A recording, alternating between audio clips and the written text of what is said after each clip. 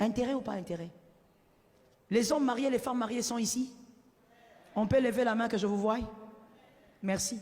Je vous pose une question. Je commence par les hommes. Vous avez aimé cette femme-là pour rien? Ne répondez pas, il y aura des combats. Madame, vous avez aimé cet homme-là pour rien? La preuve, c'est que ce n'est pas Jean-Luc que tu as aimé, c'est lui. Pourquoi ce n'est pas Lucien que tu as aimé? Je parle de ton ex. Ah, tu n'avais pas compris.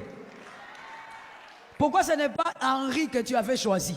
C'est seulement celui qui est à côté là. Mais parce qu'il y avait un intérêt. Tu as regardé, tu as pesé les pour et les contre. L'amour, c'est toujours avec intérêt. Mais écoute, mon frère, quand on devient adulte, justement, on se pose des questions. Cette personne avec qui je suis là, qui ne respecte rien de ce qui est essentiel dans ma vie, comment elle peut dire me respecter? Celui qui te respecte respectera ce qui est essentiel pour toi. Deuxième porte à ne jamais ouvrir. L'amour d'une sexualité illégale. Le sexe est le seul péché qui unit spirituellement deux âmes. Car il y a aussi partage de sang. Vous devenez unis et le sang a une voix, le sang parle. Genèse 4:10. Le sang s'exprime toujours. Lorsque vous vous unissez avec une femme, un homme, dans une sexualité illégale, premièrement, merci pour ceux qui écrivent, vous devez savoir que vous vous unissez à cette personne, il y a partage de sang, ces combats deviennent tes combats. Parce que j'ai dit, le sang a une voix, le sang parle. Et le sang dit quoi? Le sang dans la vie de cet homme-là, de cette femme, est en train de parler des combats de leur famille. Ce sang parle des limites de leur famille. Son sang parle des condamnations de leur famille. Et ton sang aussi a une voix et parle aussi des réalités de ta famille. Je ne parle pas que de ta famille, mais même des réalités de ta lignée. Lorsque tu couches avec cet homme qui n'est pas ton mari, qui n'est pas ta femme, mademoiselle, monsieur le célibataire, tu crois qu'on ne t'a pas vu, mais si seulement tu savais que ce qui vient de se faire est pire que n'importe quoi. Vous avez uni vos sangs, son combat devient ton combat. Tu vas commencer à combattre des pouvoirs qu'il n'y a pas dans votre famille. Toi-même, tu as introduit. Tu vas commencer à te battre, monsieur, avec des esprits. Tu ne comprends pas d'où ils viennent. Dans ta famille, il n'y en a pas. Toi-même, tu es allé chercher ça chez quelqu'un. Tu en avais un peu besoin. Pire encore dans l'adultère. Oh my God. Tu es adultère, monsieur. Tu fais le gros dos. Tu dis que c'est toi le chef. C'est toi qui gères. Que tu as le droit d'aller te faire plaisir comme tu veux. C'est que tu ne sais pas, c'est que malheureusement pour ta femme, tu es en train d'apporter des condamnations qui n'ont rien à voir avec sa famille ou ta famille. Et maintenant quand tu couches avec ta femme, regarde la réalité spirituelle de votre couple. Il n'y a pas seulement que 2 combats. Venant de ta famille et de l'autre famille, il y a 3 combats. Vous êtes dans un couple à 3. Spirituellement, vous êtes 3. Vous avez les batailles de combien de personnes? Lorsque vous montez sur les lits, il y a 2 personnes physiques, il y a 3 personnes. Tu as compris. Vous commencez à vivre, même si tu as pitié de ta femme, la pauvre, elle va commencer à faire des cauchemars, elle ne comprend pas. Il y a une femme, il y a un homme, elle fait des rêves bizarres. Vous êtes à 3 dans le couple. Spirituellement, vous commencez à partager des combats. Et c'est grave. Vous êtes célibataire, vous allez commencer à vivre des choses qui n'ont rien à voir avec votre famille. Pourquoi? Vous vous êtes unis à une personne. Il ne fallait pas. Que l'Éternel t'épargne. Je suis d'accord avec celui qui a dit Amen. Que l'Éternel t'éloigne de ça. Il y a une deuxième chose que la sexualité fait, je suis en train d'aller vite, une deuxième chose que la sexualité illégitime fait, la sexualité illégitime crée la cécité face à tout ce qui est convenable, face à tout ce qui est normal. C'est là que vous verrez un homme marié, quand il commence à avoir des maîtresses, vous constatez que même ses propres enfants, ils ne s'occupent pas. Vous allez dire, non, la femme là a fait des gris-gris. Mon frère, des fois, il n'y a même pas des gris-gris. Le mystère du sexe illégal, c'est que ça crée aussi la cécité. Il y a une addiction qui se crée et cette addiction produit la cécité. Tout ce qui est normal, tu ne verras pas. Lorsque tes enfants pleurent pour les frais, toi tu ne vois pas. Lorsque tes enfants ont des besoins, toi tu trouves pas ça normal. Tu vas dépenser dehors. Il y a un monsieur que je connais, lui, il vit avec une maîtresse et avec sa femme évidemment. Et donc, quand il est payé, il va donner l'argent à sa maîtresse. Et quand il donne tout là-bas. Et quand il donne chez sa maîtresse, comme il vient auprès de la maîtresse seulement le soir, le matin il passe et la journée il passe chez la femme légitime.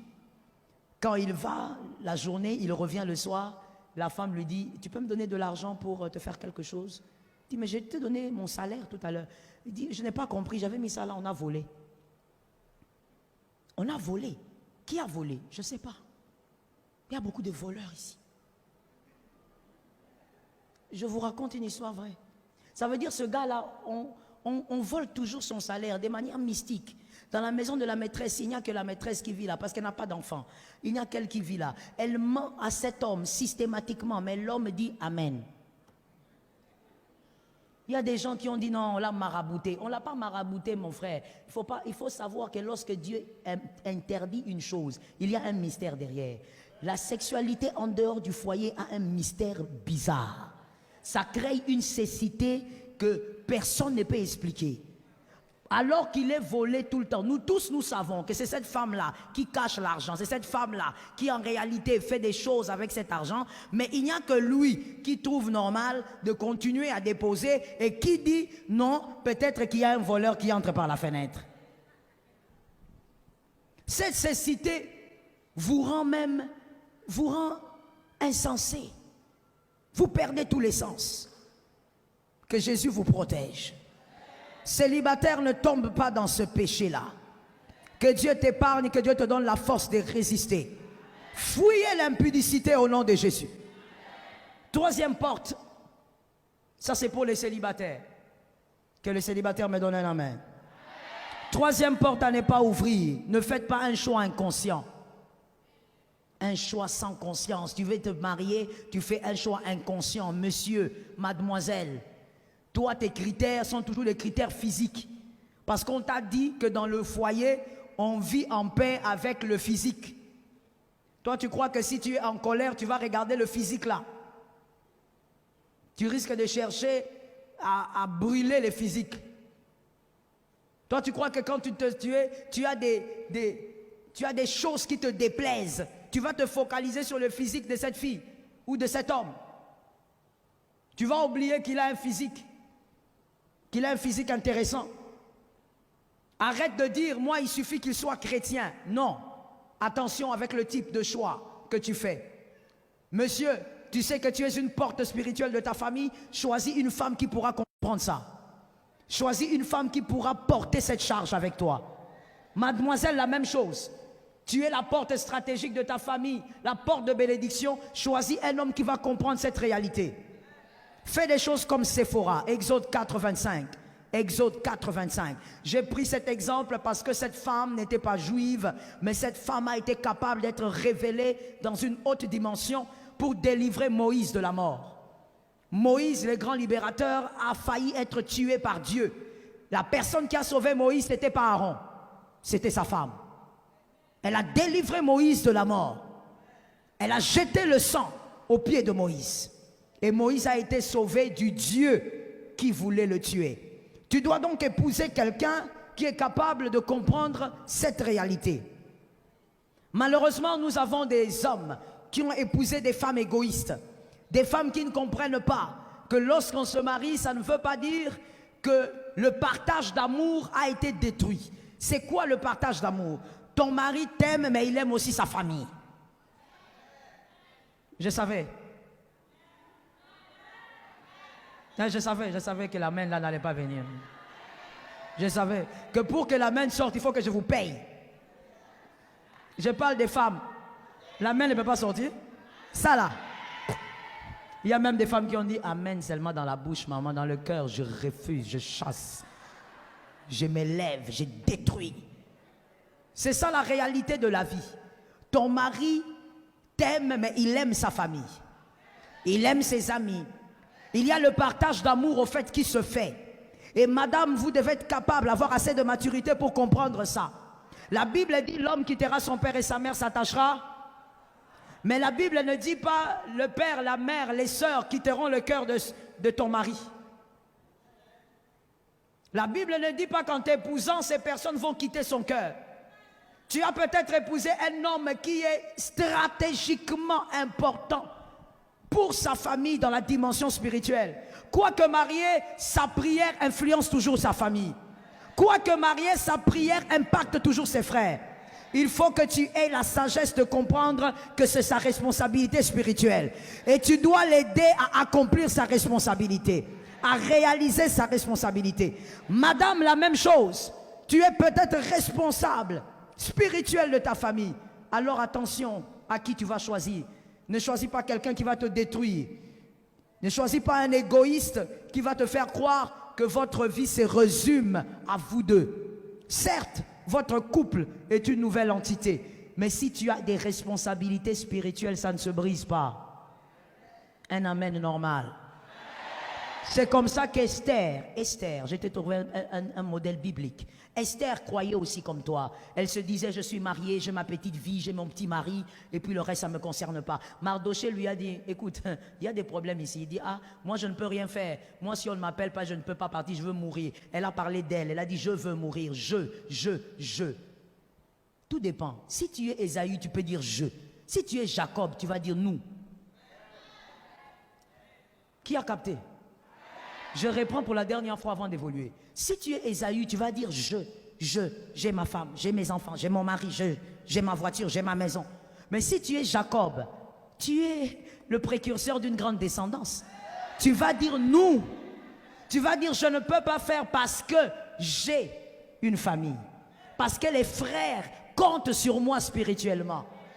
Mardoché lui a dit, maman, si tu ne comprends pas que tu n'es pas là que pour toi, quelle belle phrase. Que tu n'es pas là que pour te marier et faire tes enfants là. Même quand tu es là, mais tu as aussi un peuple.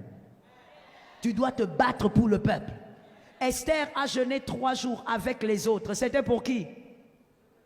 C'était pour le peuple, c'était pas pour elle. Elle n'allait pas être atteinte. C'était pour son peuple. Et donc, même en étant mariée, si le Seigneur t'a déjà révélé que tu es la porte de bénédiction pour ta famille, choisis bien l'homme qui va t'accompagner. Ne choisis pas un homme qui va te dire, je ne veux pas voir ta mère ici. Je ne veux pas voir tes frères ici.